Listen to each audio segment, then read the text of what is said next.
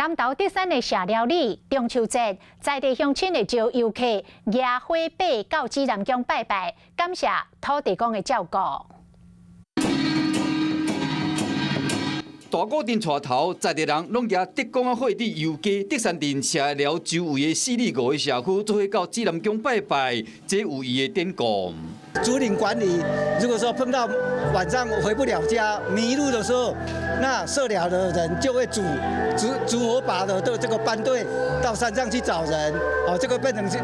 久而久之就变成我们地方的一个传统文化。 今麦已经变成庆祝中秋的方式，选伫中秋嘛，是因为农历8月15是指南宫土地公得道的日子，用这个方式来感谢土地公对地方的照顾。第一次参加到这种活动，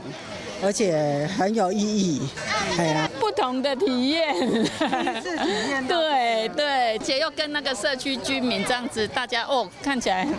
就觉得很高兴，可以让我们了解竹山的地方文化。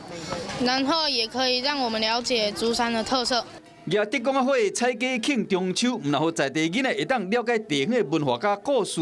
嘛好游客体验到无同款的中秋节。